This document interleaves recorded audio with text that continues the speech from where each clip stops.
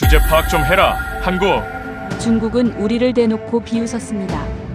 8개월 후에 이 비웃음은 처절한 비명으로 바뀌었습니다. 미국조차 12년을 매달리다 포기한 죽음의 바다 남중국해 심해를 한국이 뚫었기 때문입니다.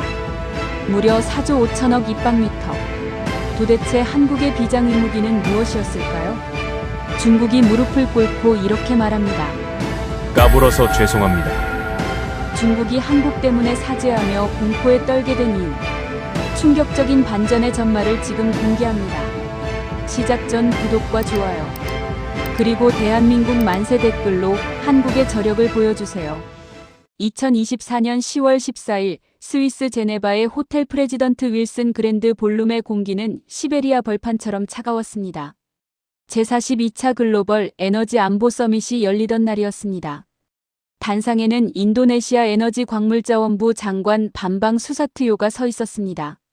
7순이 넘은 노 장관은 떨리는 손으로 마이크를 잡고 12년째 중국에 의해 불법 점거당한 나투나 해역 디알파 광구의 참상을 고발하려던 참이었습니다.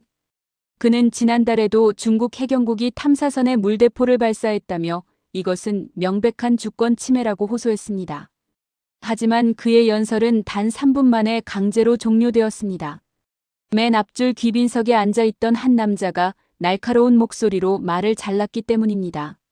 중국 국영석 유천 연가스공사의 수석 부사장이자 공산당 서열 42권의 실세 천하오였습니다. 그는 자리에서 일어나지도 않은 채 삐딱하게 다리를 꼬고 앉아 통역기를 귀에서 빼버리며 조소 섞인 표정으로 말했습니다. 역사적 권리를 논하는데 왜 자꾸 패배자들의 징징거림을 들어야 하냐며 남중국해는 중국의 혀이니 혀를 깨물면 아픈 건 당연한 이치라고 비아냥거렸습니다. 주제를 파악하라며 힘없는 정의는 무능일 뿐이라는 독설도 잊지 않았습니다. 천하오는 테이블 위에 놓인 크리스털 물잔을 툭 쳐서 바닥으로 떨어뜨렸습니다. 쨍그랑하는 파열음이 회의장의 정막을 찢었습니다. 그것은 명백한 조롱이자 경고였습니다. 하지만 그 자리에 모인 미국 엑손모빌과 영국 쉘 그리고 프랑스 토탈에너지의 최고 경영자 중 누구도 입을 열지 않았습니다. 심지어 유엔 인권위원회 대표조차 헛기침을 하며 시선을 피했습니다. 그 순간 밤방 장관의 얼굴은 수치심으로 붉게 타올랐고 결국 준비해온 30페이지짜리 연설문을 구긴 채 단상에서 내려와야 했습니다. 이것이 냉혹한 국제정치의 민낯이었습니다. 정의는 힘있는 자의 전유물이었기 때문입니다. 안녕하세요. 저는 옥스퍼드대 경제학 박사이자 전 국제에너지기구 전략기획관이고 현재는 스털링 에너지 리서치의 대표를 맡고 있는 토마스 스털링입니다.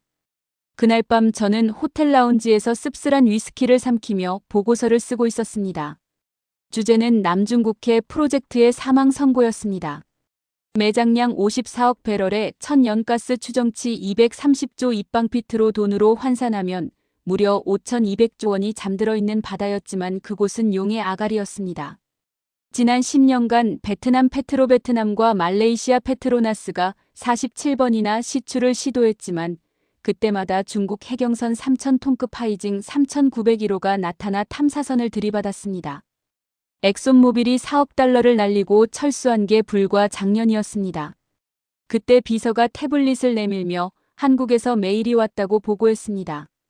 발신인은 대우해양 엔지니어링이었습니다. 저는 코웃음을 쳤습니다.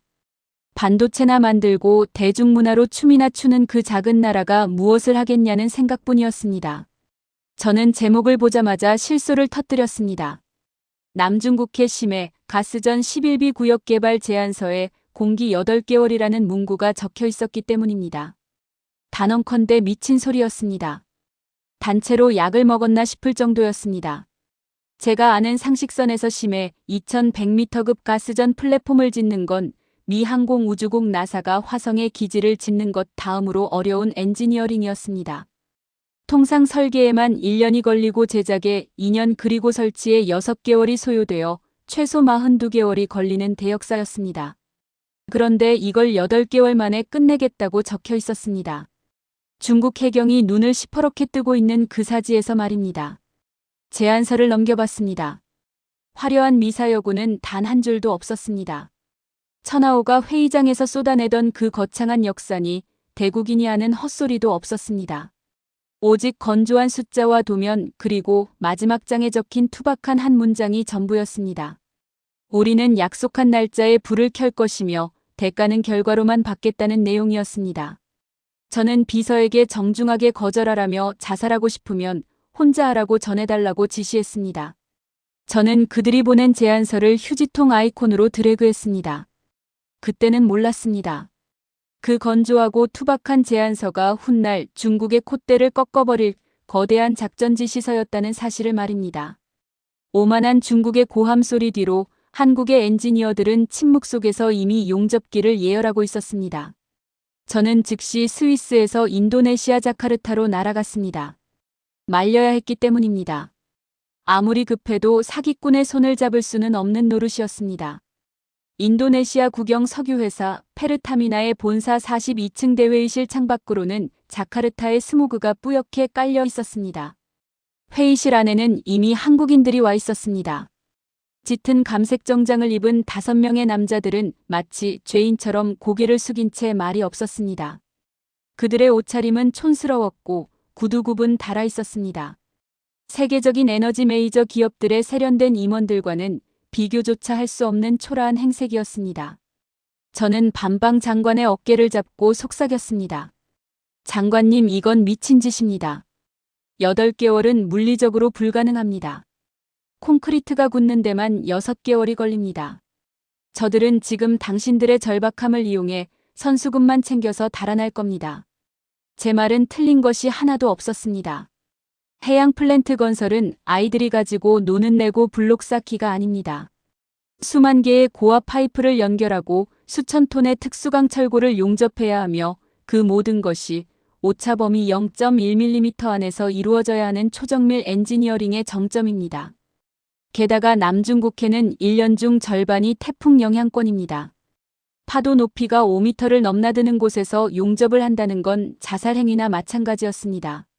미국 쉐브론의 수석 엔지니어조차 최소 48개월은 필요하다고 진단했던 현장이었습니다. 그런데 고작 한국의 조선소가 8개월을 불렀다는 건 둘 중 하나였습니다. 아예 공사를 할 생각이 없거나 아니면 제정신이 아니거나였습니다. 저는 테이블 맞은편에 앉은 한국 측 대표를 노려보았습니다. 대우해양 엔지니어링의 박정우 전무라고 소개된 남자였습니다. 50살쯤 되어 보이는 그는 낡은 가죽 서류 가방을 무릎 위에 올려놓고 있었습니다. 그의 손은 투박했고 손가락 마디마디에는 굳은 살이 박혀 있었습니다. 펜대만 굴리던 임원이 아니라 현장에서 굴러먹던 기술자 출신이라는 게 한눈에 보였습니다. 저는 그에게 쏘아붙였습니다. 박 전무님, 당신들이 지금 무슨 짓을 하고 있는지 알고나 있습니까? 이건 선박 건조가 아닙니다. 움직이는 바다 위에 60층짜리 빌딩을 짓는 겁니다. 그것도 중국 해경선들이 매일같이 들이받으려고 노리는 전쟁터 한복판에서 말입니다. 미국 엑손모빌도 포기한 걸 한국이 하겠다고요.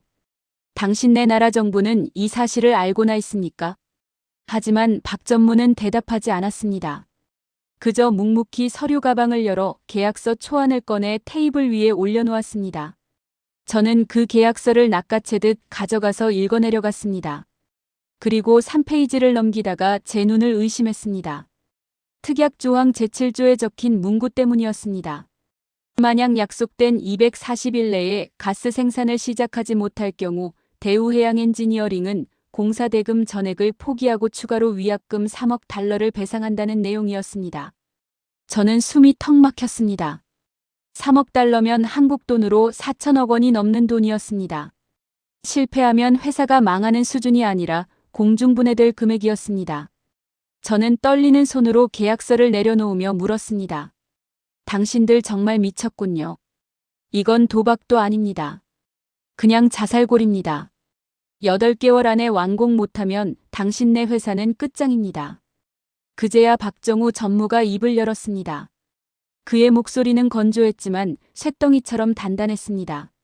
알고 있습니다. 그래서 우리는 실패할 수 없습니다. 그게 전부였습니다.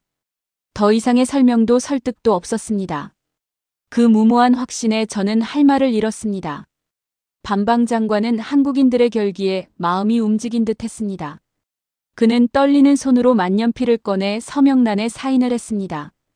펜촉이 종이를 긁는 소리가 마치 사형 선고를 내리는 판사의 망치 소리처럼 들렸습니다. 저는 고개를 저으며 회의실을 나갔습니다. 복도로 나오자마자 저는 중국 베이징에 있는 지인에게 전화를 걸었습니다. 중국 국영석 유공사의 전략팀장이자 제 옥스퍼드 대학 후배인 리웨이였습니다. 리웨이는 제 말을 듣고 껄껄 웃었습니다. 선배님 걱정하지 마십시오. 우리도 그 계약 소식 들었습니다. 천하오 부사장님이 뭐라고 하셨는지 아십니까? 냅두라고 하셨습니다. 어차피 한국 놈들은 3개월도 못 버티고 도망칠 거라고요. 우리가 굳이 힘 뺄 필요도 없답니다. 태풍 매미가 올라오고 있는데 알아서 수장될 텐데 뭐하러 건드리냐면서 웃으시더군요. 리웨이의 말대로였습니다. 중국은 한국을 경쟁 상대로조차 보지 않았습니다. 그저 주제 모르고 덤비는 하루살이 취급을 했습니다. 사실 저도 같은 생각이었습니다. 중국 해경국이 보유한 괴물 함정 하이징 5,901호를 아십니까? 배수량이 무려 1만 2천 톤입니다. 어지간한 구축함보다 더 큰 세계 최대의 해경선입니다. 그 배가 한번 기적을 울리면 주변 바다가 진동하고 뱃사람들은 오금을 저립니다. 그 괴물이 버티고 있는 바다에 한국이 고작 작업선 몇 척을 띄운다는 건 계란으로 바위를 치는 격이었습니다.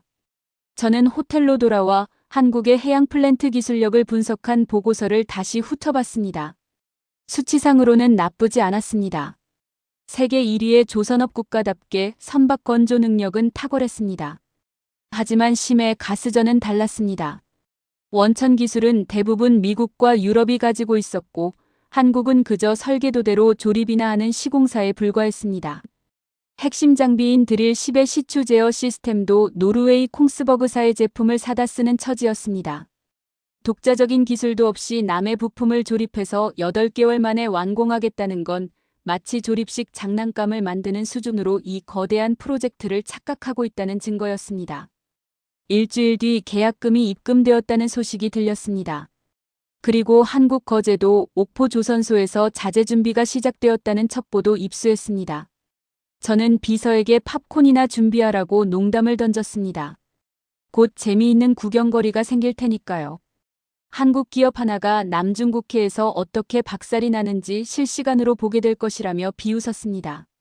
그것은 다윗과 골리앗의 싸움도 아니었습니다. 코끼리 발바닥 아래 개미가 제 발로 기어들어가는 꼴이었습니다. 저는 확신했습니다. 이 프로젝트는 올여름 태풍이 오기도 전에 한국의 야반도주로 끝날 것이라고 말입니다.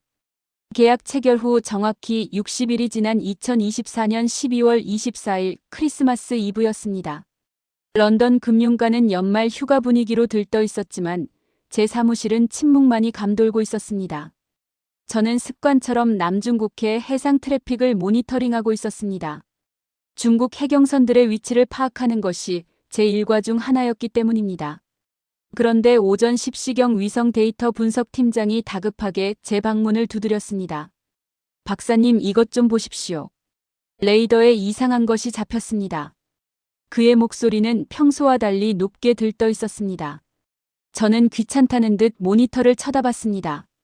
화면에는 남중국해 입구인 싱가포르 해협을 막 통과하는 선박들의 좌표가 찍혀 있었습니다.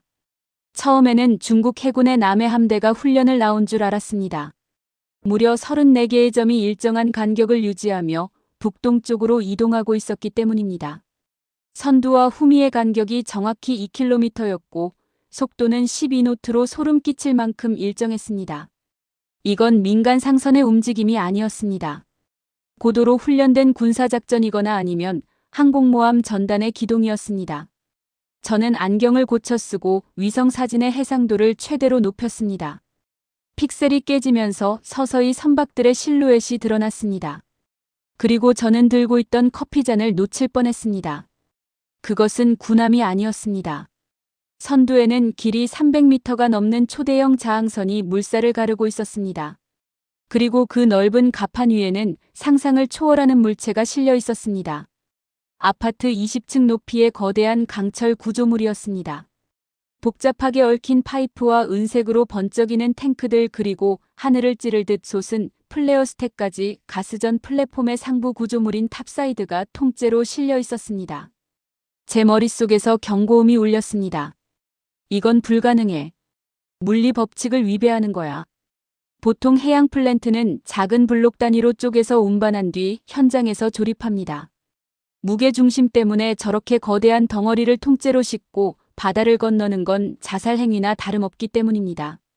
파도가 조금만 높게 쳐도 배가 뒤집힐 수 있는 위험천만한 도박이었습니다. 하지만 한국인들은 그 도박을 감행하고 있었습니다. 아니, 도박이 아니었습니다. 뒤따르는 선박들을 보니 그것은 치밀하게 계산된 시스템이었습니다. 3,000톤급 해상 크레인선 2척이 양옆을 호위하고 있었고 그 뒤로는 자재 운반선과 인력 수송선 그리고 비상구조선이 따르고 있었습니다. 마치 여왕벌을 호위하는 벌떼들처럼 34척의 배가 하나의 유기체처럼 움직이고 있었습니다. 저는 급히 계산기를 두드렸습니다. 저 거대한 모듈의 무게는 최소 25,000톤. 저걸 육상에서 미리 조립해서 가져간다고 그렇다면 현장 공사 기간이 획기적으로 줄어듭니다. 용접하고 배관을 연결하는 시간이 사라지니까요. 8개월이라는 말도 안 되는 공기가 이론상으로는 가능해지는 순간이었습니다. 제 등줄기에 식은땀이 흘렀습니다.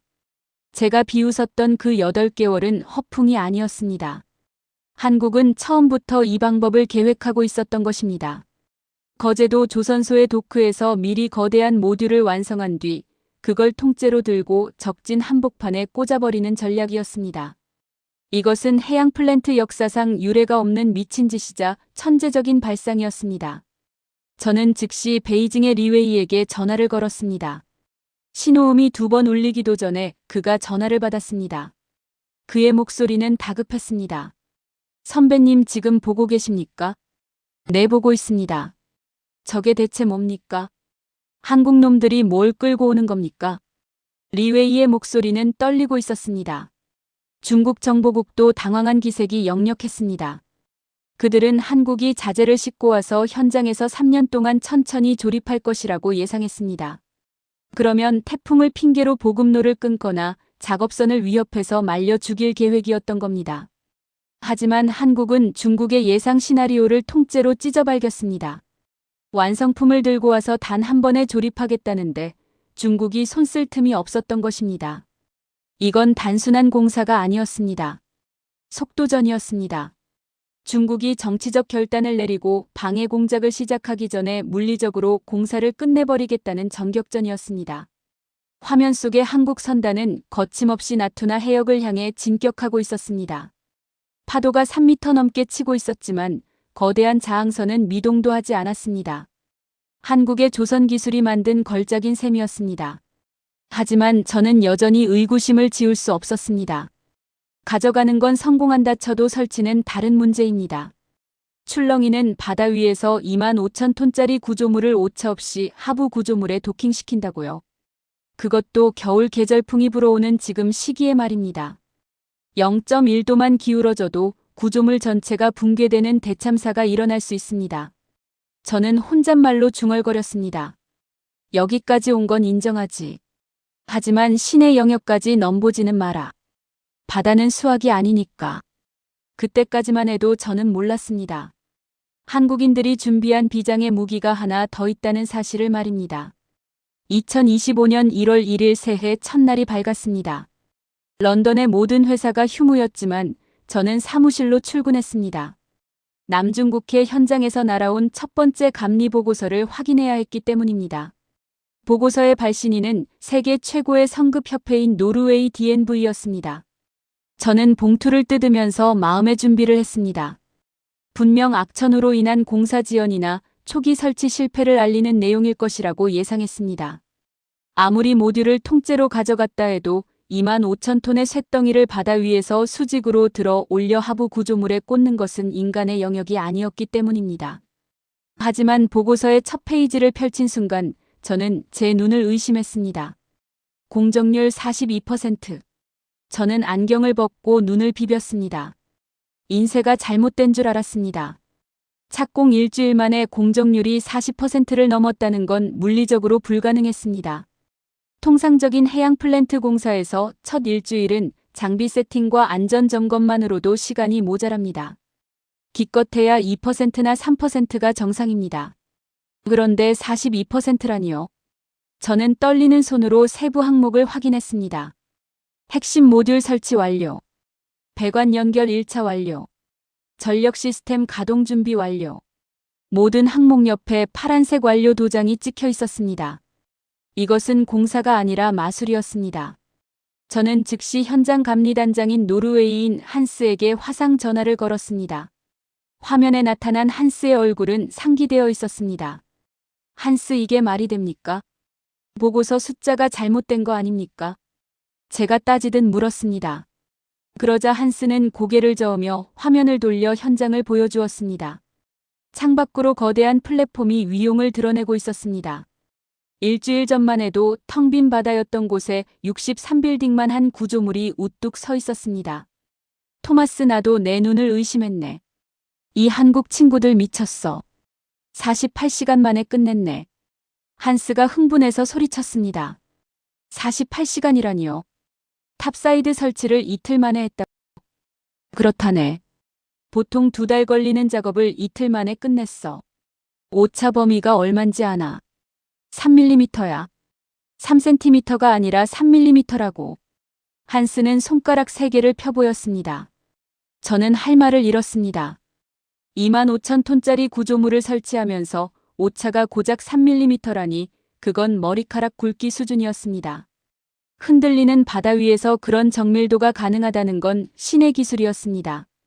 어떻게 그게 가능했습니까? 제가 묻자 한스는 어깨를 으쓱했습니다. 나도 모르겠어. 그들이 가져온 특수 장비가 있어. 해수면의 움직임을 실시간으로 예측해서 크레인의 흔들림을 상쇄시키는 장치라는데 내 30년 엔지니어 인생에서 처음 보는 물건이야. 저는 전화를 끊고 멍하니 모니터를 바라봤습니다. 제 책상 위에 붙여둔 공정 예상 그래프가 눈에 들어왔습니다.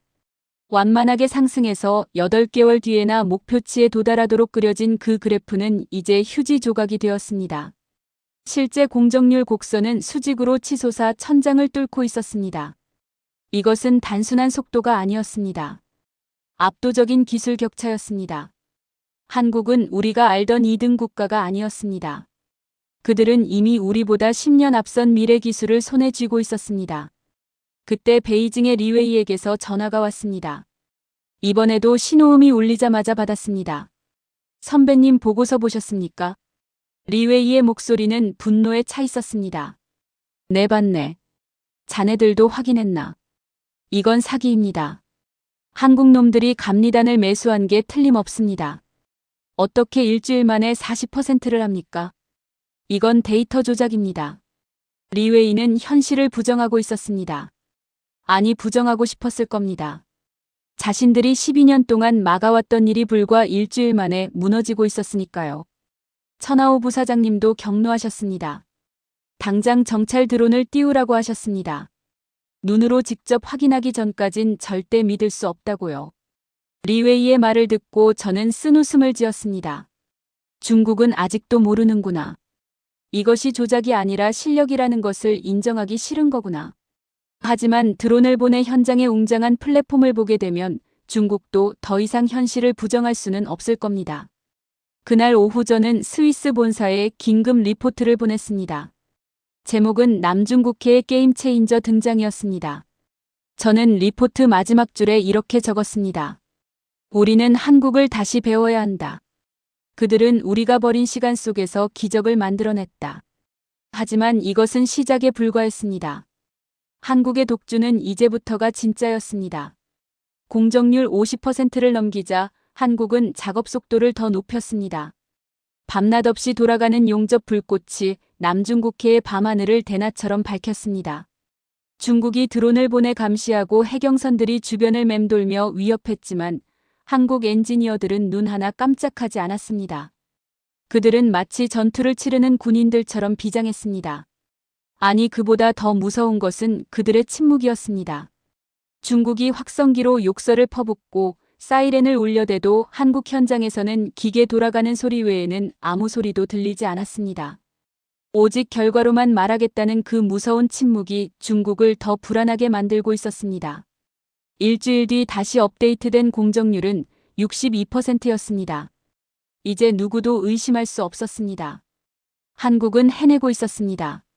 그것도 압도적인 실력으로 말입니다. 저는 문득 궁금해졌습니다.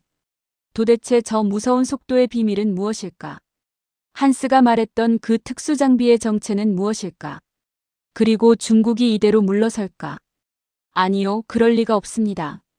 궁지에 몰린 맹수가 가장 위험하듯 자존심의 상처를 입은 중국은 이제 수단과 방법을 가리지 않고 마지막 발악을 할 것이 분명했습니다.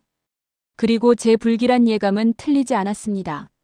공정률이 70%를 돌파하자 중국은 마침내 넘어서는 안 될 선을 넘었습니다. 물리적인 위협이 통하지 않자 보이지 않는 칼을 꺼내든 것입니다. 바로 전파방해 공격이었습니다. 2025년 1월 15일 새벽 2시 현장에서 긴급 타전이 들어왔습니다. 남중국해 상공을 비행하던 중국의 전자전기가 고출력 재밍 신호를 쏘기 시작했다는 보고였습니다. 재밍은 위성 항법 장치인 GPS 신호를 먹통으로 만드는 전자공격입니다. 해상공사에서 GPS는 생명줄과 같습니다. 파도치는 바다 위에서 배가 제자리를 지키려면 위성 신호를 받아 1cm 단위로 위치를 보정해야 하기 때문입니다. 그런데 그 신호가 끊기면 배는 표류하게 되고 작업 중인 파이프는 엿가락처럼 휘어지거나 끊어지게 됩니다. 베이징의 리웨이가 제게 전화를 걸어왔습니다. 그의 목소리는 잔인할 정도로 들떠 있었습니다. 선배님, 이제 끝났습니다. 천하오 부사장님이 결단을 내리셨습니다. 해당 해역의 GPS를 차단했습니다. 한국 배들은 이제 눈먼 장님입니다. 크레인도 못 움직이고 용접도 못합니다. 스스로 철수하거나 아니면 사고로 침몰하거나 둘 중 하나일 겁니다. 저는 주먹을 꽉 쥐었습니다. 이건 명백한 국제법 위반이었습니다. 민간 공사 현장에 군사적 공격을 가하다니요. 하지만 중국은 개의치 않았습니다. 그들은 한국의 실패를 위해서라면 악마와도 손을 잡을 자들이었습니다. 저는 즉시 현장 모니터를 확인했습니다. 예상대로 모든 데이터가 붉은색으로 변해 있었습니다. 위치 신호 상실, 통신 두절, 경고 메시지가 화면을 뒤덮었습니다. 아, 끝났구나. 저는 탄식했습니다. 25,000톤의 구조물을 들고 있던 크레인이 균형을 잃고 쓰러지는 끔찍한 상상이 스쳐 지나갔습니다. 수조 원의 돈이 허공으로 날아가고 수많은 인명이 희생될 절체절명의 순간이었습니다. 중국의 지휘부에서는 샴페인을 터뜨릴 준비를 하고 있었을 겁니다. 하지만 그로부터 10분 뒤 저는 기이한 광경을 목격했습니다. GPS 신호가 끊겼는데도 한국의 작업선들은 미동도 하지 않고 있었기 때문입니다. 파도가 4m나 치고 있었지만 배들은 마치 콘크리트 바닥에 고정된 것처럼 제자리를 지키고 있었습니다. 크레인은 여전히 부드럽게 움직이며 파이프를 나르고 있었습니다. 어떻게 된 거지? 기계가 고장난 건가? 저는 급히 한스 단장에게 위성 전화를 시도했지만 불통이었습니다. 그때 제 이메일로 암호화된 파일 하나가 도착했습니다. 발신인은 대우해양 엔지니어링 기술본부였습니다. 파일을 열어본 저는 소름이 돋았습니다. 그것은 한국이 개발한 독자적인 위치 제어 시스템에 대한 기술 문서였습니다. 한국 엔지니어들은 중국의 GPS 교란을 이미 예상하고 있었습니다. 그래서 위성 신호가 끊기면 즉시 해저 지형 대조 모드로 전환되는 시스템을 탑재해 온 것입니다. 이 시스템은 배 밑바닥에서 음파를 쏘아 해저면의 지형을 실시간으로 읽어냅니다. 미리 입력된 3차원 해저 지도와 현재 지형을 비교해서 자신의 위치를 찾아내는 방식입니다. 위성이 없어도 GPS보다 더 정확하게 위치를 잡을 수 있는 획기적인 기술이었습니다. 일명 무관성 항법 시스템. 잠수함에서나 쓰이는 군사기술을 상용 플랜트에 적용한 것은 세계 최초였습니다. 중국이 하늘을 막으면 한국은 바닥을 잇겠다는 역발상이었습니다. 리웨이에게서 다시 전화가 왔습니다. 이번에는 그의 목소리가 떨리고 있었습니다. 선배님, 이상합니다. 재밍을 최대로 높였는데 한국 배들이 꼼짝도 안 합니다. 오히려 더 정밀하게 움직이고 있습니다. 우리 전자전 장비가 고장난 겁니까? 아니, 자네들 장비는 멀쩡하네. 다만 상대가 너무 강할 뿐이야. 저는 통쾌함을 참으며 대답했습니다. 한국은 자네들의 방해 공장마저 계산 범위에 넣고 있었네. 중국의 완패였습니다. 그들이 자랑하던 전자전 공격은 한국의 기술 장벽 앞에 무력화되었습니다. 오히려 중국이 쏘아댄 강력한 전파 때문에 인근을 지나던 중국 어선들의 통신망이 마비되는 웃지 못할 총극이 벌어졌습니다. 자기들이 쏜 화살에 자기 발등이 찍힌 꼴이었습니다. 그날 밤 한국 현장에서는 평소보다 더 밝은 불빛이 뿜어져 나왔습니다. 마치 보란듯이 말입니다. 중국 해경선들은 멀리서 그 불빛을 지켜볼 수밖에 없었습니다. 다가가면 부딪힐 것 같고 멀리서 공격하면 튕겨낼 것 같은 난공불락의 요새. 한국이 만든 플랫폼은 이제 남중국해의 새로운 지배자가 되어가고 있었습니다. 하지만 중국은 포기하지 않았습니다. 기술로도 안 되고 전파 방해로도 안 되자 그들은 가장 원시적이고 야만적인 방법을 선택했습니다. 바로 직접적인 무력 충돌이었습니다. 공정률 85%를 앞둔 어느 날 새벽 수평선 너머로 검은 연기를 내뿜으며 다가오는 불길한 그림자들이 포착되었습니다. 그것은 단순한 해경선이 아니었습니다. 선체에 기관포를 장착한 해군 함정 개조 선박들이었습니다. 새벽 4시 날카로운 경보음이 제 사무실의 정적을 깼습니다. 현장에서 보내온 실시간 영상에는 칠흑 같은 어둠 속에서 번뜩이는 탐조등 불빛들이 보였습니다. 중국의 무장 선박 12척이 늑대떼처럼 플랫폼을 포위하고 있었습니다. 이번에는 시위용 물대포가 아니었습니다.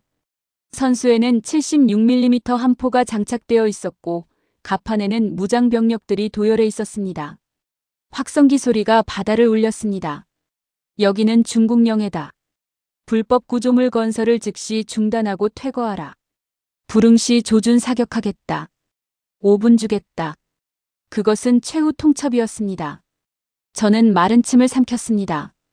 아무리 기술이 좋아도 총알을 막을 수는 없습니다. 민간 기업인 대우해양 엔지니어링이 할 수 있는 일은 없었습니다. 작업자들의 안전을 위해 백기를 들고 철수하는 것이 유일한 선택지로 보였습니다. 박정우 전무도 이번만큼은 어쩔 수 없을 것이라 생각했습니다. 베이징의 리웨이조차 이번에는 전화를 걸어오지 않았습니다. 승리를 확신한 침묵이었거나 아니면 다가올 학살에 대한 죄책감 때문이었을 겁니다. 중국 선박들은 거리를 좁혀왔습니다. 1km, 500m, 300m. 사정권 안으로 들어왔습니다. 함포의 포신이 플랫폼의 작업자들을 겨냥했습니다. 저는 눈을 질끈 감았습니다.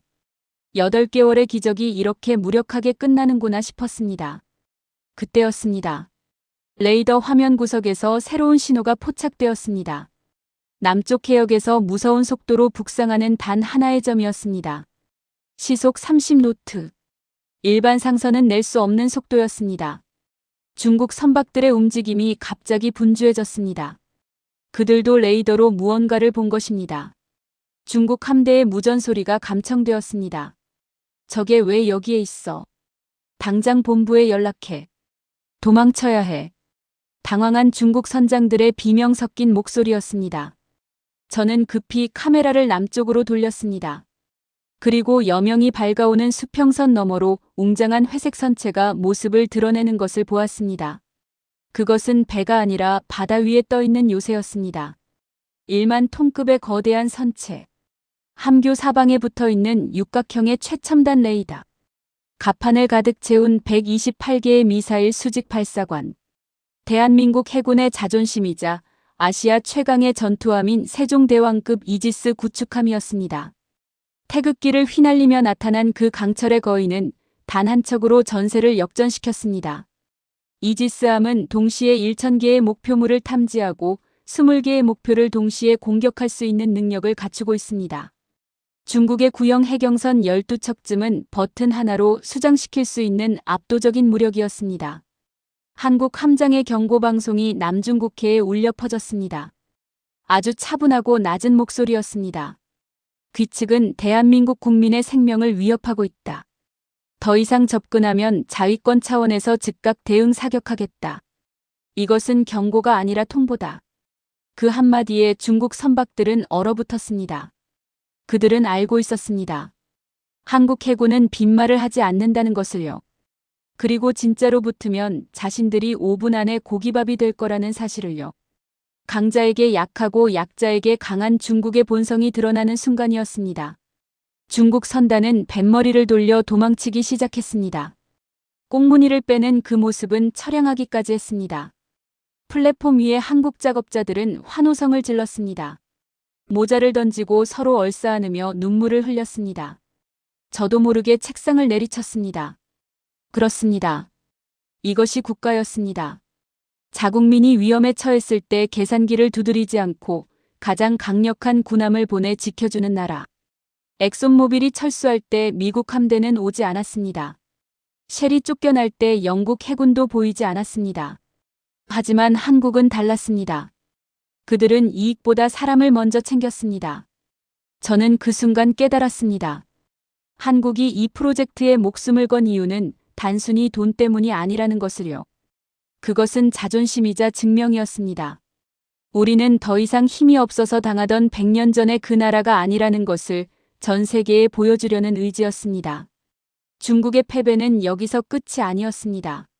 무력 시위가 실패로 돌아가자 중국 정부는 내부 여론 단속에 나섰습니다. 관영 매체를 동원해 한국이 불법을 저질렀다고 선동했습니다. 하지만 이번에는 중국 국민들조차 속지 않았습니다. 웨이보와 틱톡에는 한국 편을 드는 글들이 올라오기 시작했습니다. 왜 우리가 좋아하는 나라를 공격하느냐는 젊은 층의 반발이었습니다. 한국 드라마를 보고 한국 음악을 들으며 자란 세대에게 한국은 적이 아니라 동경의 대상이었기 때문입니다. 총칼보다 무서운 문화의 힘이 중국 공산당의 선동을 무력화시키고 있었습니다. 이제 모든 장애물은 사라졌습니다. 중국은 물리적으로도 심리적으로도 완패했습니다. 남은 것은 단 하나. 마지막 퍼즐을 맞추는 일뿐이었습니다. 가스전의 심장에 불을 붙이는 플레어 스택 점화. 8개월간의 피와 땀이 결실을 맺는 그 최후의 순간이 다가오고 있었습니다. 저는 자카르타행 비행기 표를 예매했습니다. 그 역사적인 순간을 제 눈으로 직접 확인해야 했으니까요. 2025년 3월 1일 자카르타 한림공항에서 헬기를 타고 이 시간을 나라 현장에 도착했습니다. 창밖으로 보이는 풍경은 8개월 전과는 딴판이었습니다. 망망대해 위에 인류가 만든 가장 거대한 구조물 중 하나가 위용을 뽐내며 서 있었습니다. 높이 120m의 강철 요새는 햇빛을 받아 은색으로 빛나고 있었고 그 꼭대기에는 태극기가 인도네시아 국기와 나란히 펄럭이고 있었습니다. 헬기가 갑판에 내리자 박정우 전무가 저를 맞이했습니다. 그의 얼굴은 검게 탔고 눈가에는 깊은 주름이 패여 있었습니다. 8개월이라는 시간 동안 그가 겪었을 사투의 흔적이었습니다. 저는 아무 말 없이 그의 거친 손을 잡았습니다. 그 손은 뜨거웠고 단단했습니다. 통제시라는 숨소리조차 들리지 않을 만큼 고요했습니다. 인도네시아 반방 장관을 비롯한 동남아 3개국 대표단이 마른 침을 삼키며 모니터를 응시하고 있었습니다. 이제 마지막 관문인 가스 점화만이 남아 있었습니다. 지하 3km 깊이의 가스층에서 뽑아 올린 천연가스가 파이프를 타고 올라와 플레어 스택이라는 굴뚝 끝에서 불꽃으로 타올라야만 성공이었습니다. 만약 압력 조절에 실패하면 폭발할 수도 있는 위험한 순간이었습니다. 박정우 전무가 마이크를 잡았습니다. 점화 시퀀스 개시. 카운트다운 시작합니다. 1987. 숫자가 하나씩 줄어들 때마다 제 심장 박동수는 빨라졌습니다. 6543. 반방 장관은 두 손을 모으고 기도하고 있었습니다.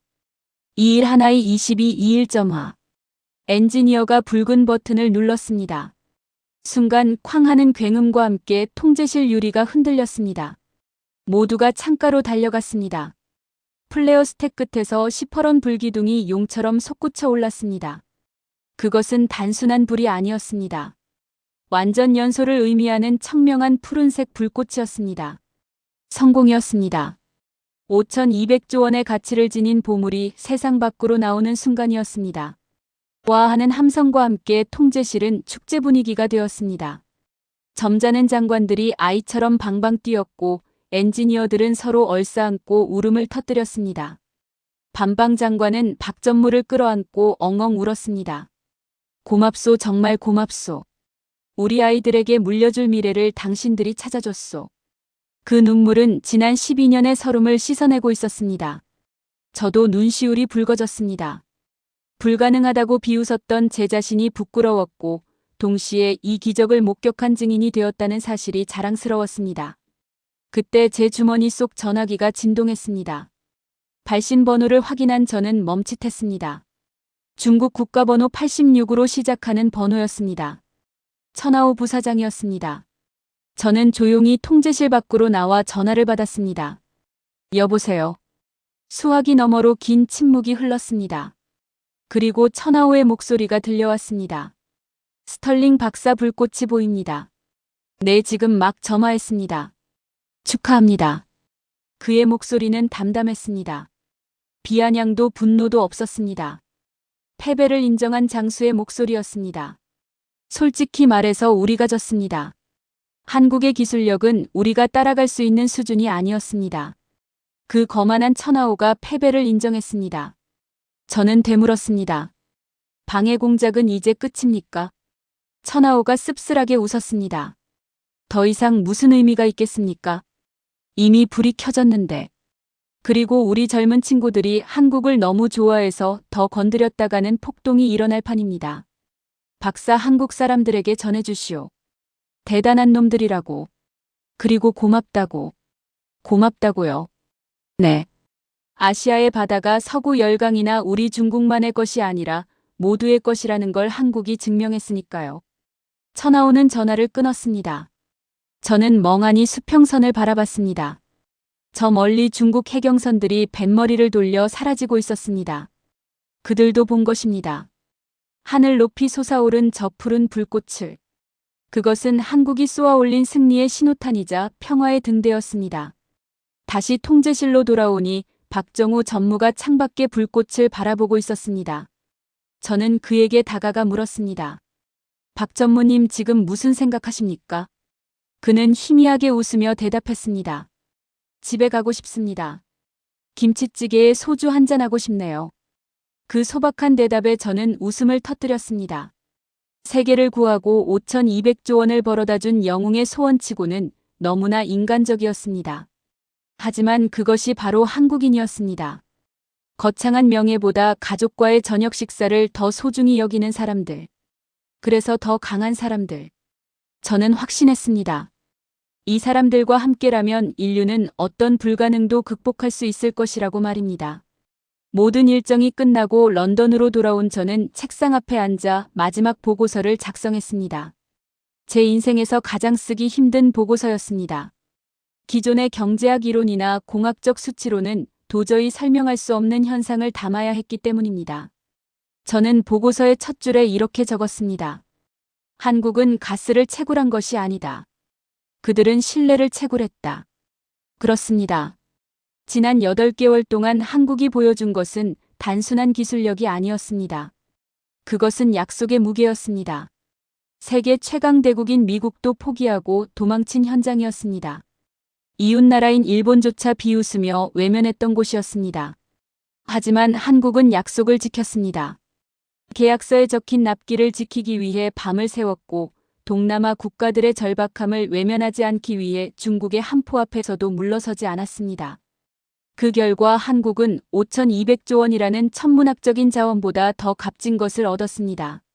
바로 전 세계의 믿음입니다. 이제 아시아의 모든 국가는 문제가 생기면 미국이 아니라 한국을 먼저 찾을 것입니다. 한국이라면 믿을 수 있다. 한국이라면 우리를 버리지 않는다. 이 믿음이야말로 돈으로 환산할 수 없는 최고의 자산입니다. 저는 한국 국민 여러분께 이 말을 꼭 전하고 싶습니다. 여러분은 스스로를 너무 과소평가하고 있습니다. 헬조선이라며 자조하고 작은 나라라며 한탄하기도 합니다. 하지만 밖에서 본 여러분은 거인이었습니다. 여러분의 아버지 세대가 중동의 사막에서 흘린 땀방울이 지금의 기술력을 만들었고 여러분이 광화문에서 촛불을 들고 지켜낸 민주주의가 중국의 압제에 맞서는 용기가 되었습니다.